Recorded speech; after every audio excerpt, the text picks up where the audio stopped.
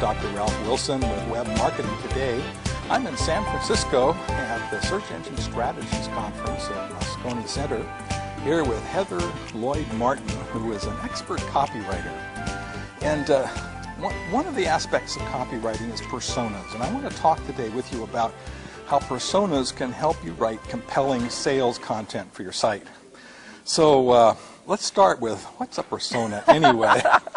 It's actually a really important part of the sales process. So when you're creating a persona, you're really figuring out on who the person is who's buying from you. You're getting it down to the exact detail in terms of who they are, what they're like, and how even they buy, how they look and retrieve information. So one of the big mistakes that sites will make, and I've seen this from small business sites all the way up to Fortune 50s, is you ask, well, who's your target audience? And they'll say, well, we sell general products. It could be everyone. Mm-hmm. And it's not everyone. You know, there are certain people that are going to be buying more often than others. So what a customer persona allows you to do is drill down on that, so when you're bringing up those benefit statements of how you can help those people, it's very targeted to them. It's not general. That specificity will help you convert. So if I were, say, a clothing company selling clothing, how would I determine who my actual customers are? Where would I go to get that kind of information? Best place to go to your customers. Find out who's buying from you now, and that would be your current customer group. And it might be that you want to go after others, but are you selling clothing to men or women? Are you selling high-end luxury clothing, or are you selling clothing that is more discount? What is the average lifetime value of the customer? What types of things are important to your customers? So if you're telling to teenage girls, you are dealing with someone who wants what they want. Mm-hmm. They want to be trendy, they want to be hip, and they're willing to spend a little bit of money to get there. Social media is a great way to listen. Exactly. Another great way is to go to your salespeople. And talk to them. Talk to them, or the customer service people for certain kinds of products and services. That's huge. Customer service is fantastic, because then you can find out what those objections are. People always ask questions like, well, what about X? And what you can do in your sales copy is overcome those objections to make sure that people feel comfortable buying from you, and you're addressing all those needs that they may or may not tell you online. So how many personas do I need? Depends on how many target audiences you have. You might have somebody who has one customer persona, they know it, it's drilled down, and that's what they would do. You might have, for example, Constant Contact that has a number of different customer personas. So Constant Contact is an email service. It's an email service. What kinds of customers might they have, for example, would you think? They have a really great website where they break it down by industry.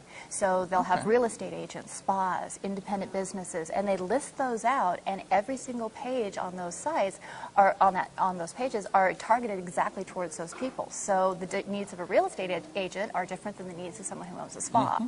So that way they can really drill down and have the content created in a way that people will take action in that particular target audience. So I might have one persona if I've got a very narrow product range or service range, or I might have 3 or 4 or 5 or 7.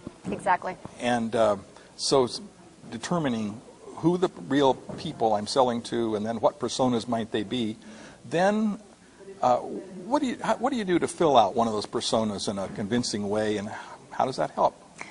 What you were talking about is talking to the customers and talking to prospects and finding out what they want, and then going in to try to figure out what benefits are important to them. All of those personas are going to have different benefit statements, as well as, like we talked about before, how they are looking and retrieving information. So you'd write this up, but not to put on your website. What kind of format would you write up a persona? You can write that up. Different companies do it different ways. Mm-hmm. I've seen companies create personas that are one-page documents where they'll even have a picture of who they think the perfect target person is. Okay. And then they will say, she reads Home and Garden magazine, she does this, she shops here. And so that way that is given to the writers, and the writers can look at that information. They might have a template of how to create content for that particular target audience. So this helps the writer then figure out who they're really writing for. Exactly, rather than just everyone, or writing general copy that they hope hits the mark, but a lot of times doesn't. Yeah. So if you're fairly accurate in your persona, you may be off on a few details for a given customer, but at least you get the main stuff right. The chances of selling to that person are much improved. Much improved, as opposed to writing general copy that you hope will work.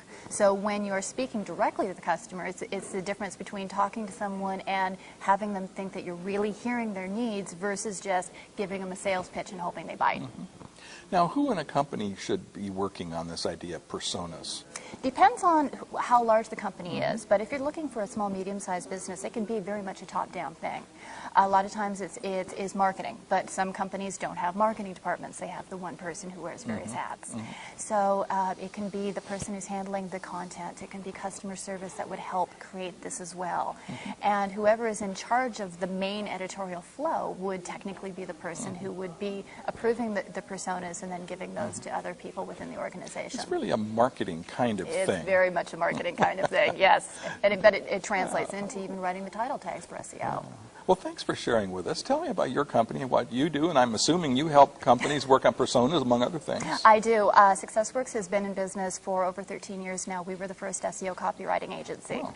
So what we do a lot of is we train copywriters, either freelance writers through our certification program who want to learn how to do this and to have the skills to intelligently help clients, as well as running in-person seminars for businesses. So for all those businesses out there that need to do it, but they need hands-on help, then I fly in and have group seminars where they can get the hands-on help they need. Very good.